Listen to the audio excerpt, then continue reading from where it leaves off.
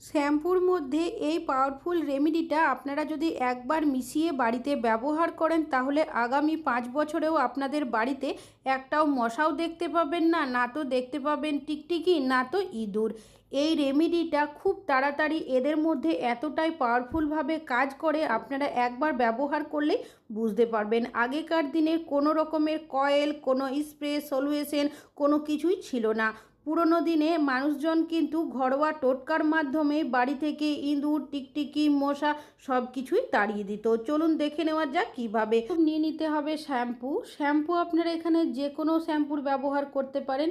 Shampoo আমরা প্রত্যেকেই চুল পরিষ্কার করার জন্য ব্যবহার করি, তাছাড়াও অন্যান্য জিনিস অনেক সময় ক্লিন করার জন্য ব্যবহার করে থাকি। তবে আপনারা কি কখনো এই শ্যাম্পু দিয়ে ইঁদুর, মশা, মাছি এই ধরনের জিনিস তাড়িয়ে দেখেছেন? তো কিভাবে ব্যবহার করবেন তার সঠিক পদ্ধতিটা কিন্তু আপনাদের জানতে হবে। আমি এখানে একটা পাতা শ্যাম্পু নিয়েছি, পুরোটাই কিন্তু এখানে ব্যবহার করব। আর নিয়েছি এখানে একটা ন্যাপথলিন আমরা অনেকে জামা কাপড়ে দেওয়ার জন্য ব্যবহার করি। যে কোনো পোকামাকড় দূর করতে ন্যাপথলিন খুব ভালো কাজ করে। ডাইরেক্ট ব্যবহার করা যাবে না। এখানে একটা কাগজের মধ্যে ন্যাপথলিনটা দিয়েছি, একটা পাথরের সাহায্যে আলতো হাতে এইভাবে আমি গুঁড়ো করে নিচ্ছি। ন্যাপথলিন মধ্যে এমনই একটা স্ট্রং গন্ধ থাকে, এই গন্ধের কারণে দেখবেন পোকামাকড় কিন্তু ন্যাপথলিনের আশেপাশেও আসে না। তো গুঁড়ো করে নেওয়া হয়ে গেছে ন্যাপথলিনটা। এবার যে শ্যাম্পুটা আমি রেখেছি তার মধ্যেই কিন্তু এই ন্যাপথলিনটা দিয়ে দেব। এবার আপনারা কি করবেন, এমন কোনো চামচ নেবেন যেগুলো কিন্তু কোনো খাবার কাজে ব্যবহার করেন না, কেন কি ন্যাপথলিনের গন্ধটা কিন্তু সহজে যেতে চায় না। খুব ভালো করে শ্যাম্পুর সাথে এটাকে মিশিয়ে নিতে হবে। আমাদের অনেকেরই বাড়িতে মশা, ইঁদুর, টিকটিকি রয়েছে, তবে এদের অত্যাচারে অনেক সময় দেখবেন আমরা বাজার থেকে বিভিন্ন ধরনের কয়েল, ওষুধ, স্প্রে কিনে নিয়ে আসি। কখনো কখনো তো ইঁদুর মারার ওষুধও আমরা ব্যবহার করি বাড়িতে। তবে সমস্যা কী হয়, অনেক সময় এমন জায়গায় মরে পড়ে থাকে, খুঁজে পায় না। তাছাড়াও বাড়িতে ছোট বাচ্চারা রয়েছে, আমরা বাড়িতে কিন্তু কোনো রকমের ওষুধ, স্প্রে ব্যবহার করতেও ভয় পাই। তো আপনারা যদি এই রেমেডিটা একবার স্টেপ বাই স্টেপ ফলো করেন, আপনাদের কোনো রকমের ওষুধ, কেমিক্যাল যুক্ত স্প্রে বা অন্যান্য কোনো জিনিস ব্যবহার করতে হবে না।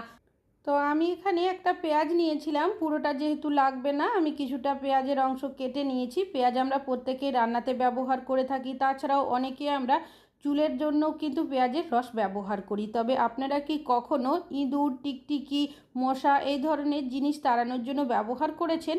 তো আমি এখানে একটা গ্রেটারের সাহায্যে পেঁয়াজটাকে গ্রেট করে নিচ্ছি। চাইলে আপনারা এখানে কিন্তু থেতো করেও ব্যবহার করতে পারেন।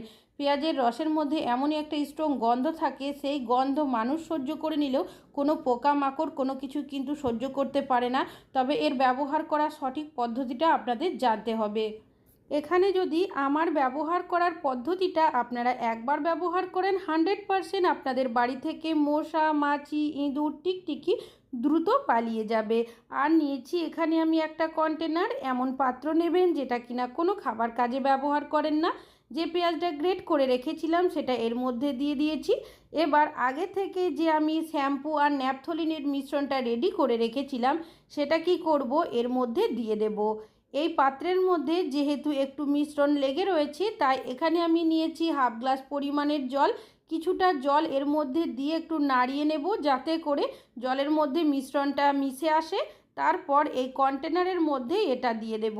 আর এখানে কিন্তু আমি হাফ গ্লাস পরিমাণের জলেরই ব্যবহার করব। প্রত্যেকটা পরিমাণ কিন্তু আপনারা সঠিকভাবে ব্যবহার করবেন, না হলে কিন্তু এটা কোনোই কাজ হবে না। তো বাকি যে জলটা ছিল পুরোটাই কিন্তু এর মধ্যে দিয়ে। এবার নিয়েছি এখানে আমি লেবু। আপনাদের কাছে লেবু না থাকলে সেক্ষেত্রে আপনারা 1 চামচ পরিমাণের এখানে ভিনিগারের ব্যবহার করবেন। যেহেতু এখানে ন্যাপথলিনের ব্যবহার করা হয়েছে, ন্যাপথলিনটা ডাইরেক্ট যদি কোনো মিশ্রণের মধ্যে দেওয়া হয় ঠিকভাবে কিন্তু মেশে না, তাই অবশ্যই আপনারা লেবুর রস অথবা এখানে ভিনিগারের ব্যবহার করবেন। সেক্ষেত্রে দেখবেন ভালো মতো কিন্তু ন্যাপথলিনটা মিশে যাবে। খুব ভালো করে সব উপকরণগুলোকে আমি 1 মিনিট মতো মিশিয়ে নেব। এইভাবে যখন মেশাবেন দেখবেন একটা ফেনা মতো তৈরি হবে, আর এখান থেকে একটা উগ্র গন্ধ বেরোতে শুরু করবে। তারপর আপনারা কি করবেন, এর মধ্যে দিয়ে দেবেন সামান্য পরিমাণের কর্পূর। যে কর্পূর আপনারা পুজোর জন্য ব্যবহার করেন সেই কর্পূরই দেবেন। তারপর আবারও এটাকে খুব ভালো করে মিশিয়ে নিতে হবে। খুব ভালোভাবে যখন মিশে যাবে তখন এইভাবে করে রেখে দেবেন আরও 5 মিনিটের জন্য।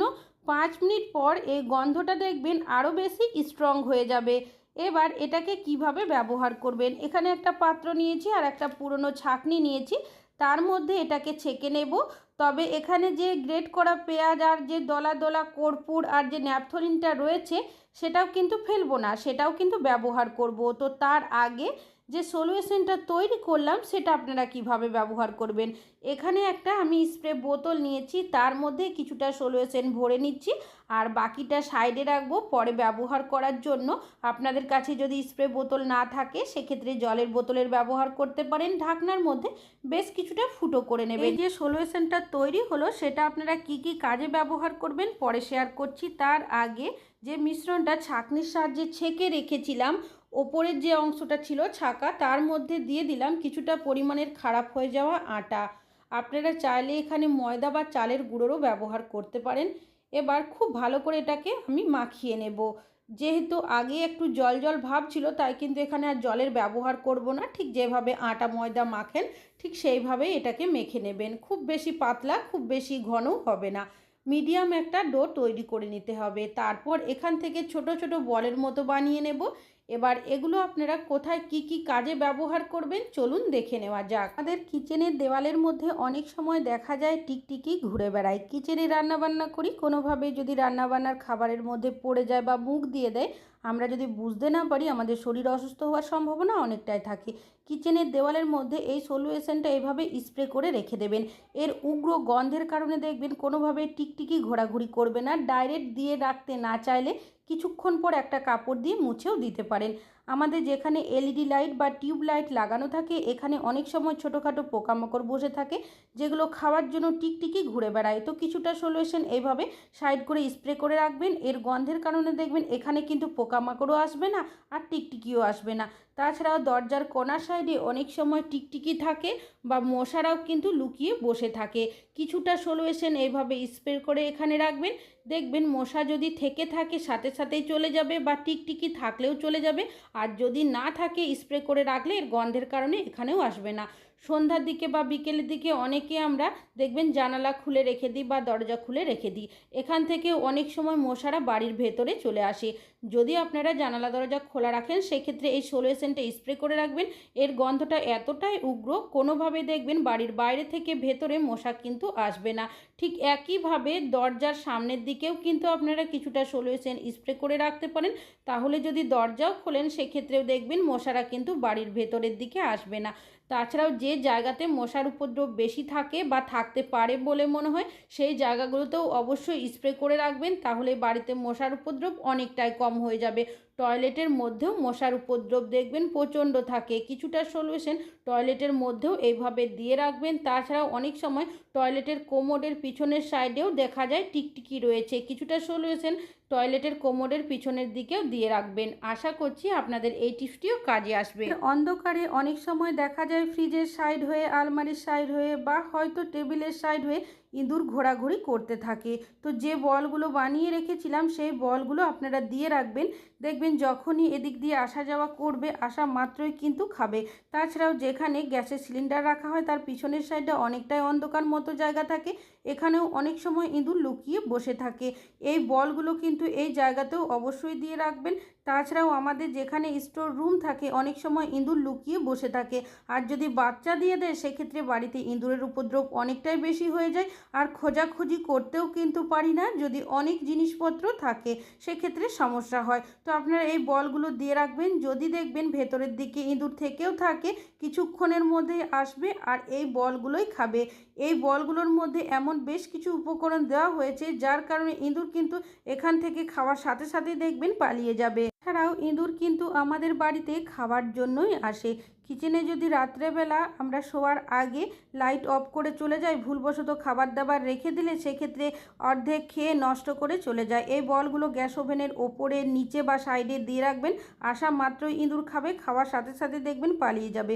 তাছাড়াও আমাদের যেখানে মেন দরজা থাকে অনেক সময় সন্ধ্যাবেলা বা রাত্রেবেলা যদি কোনো কারণবশত খোলা রেখে দিই দরজার সাইড হয়ে ইঁদুর কিন্তু বাড়ির ভেতরে চলে আসে।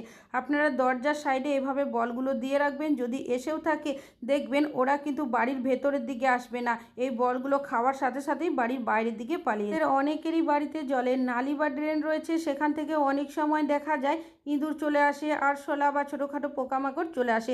এই বলগুলো দিয়ে রাখবেন, যখনই ভেতরের দিকে ইঁদুর বা কোনো পোকামাকড় আসবে, আসা মাত্রই খাবে, খাওয়ার সাথে সাথে এমন রিয়াকশন হয়ে যাবে বাড়ির বাইরের দিকে পালিয়ে যাবে।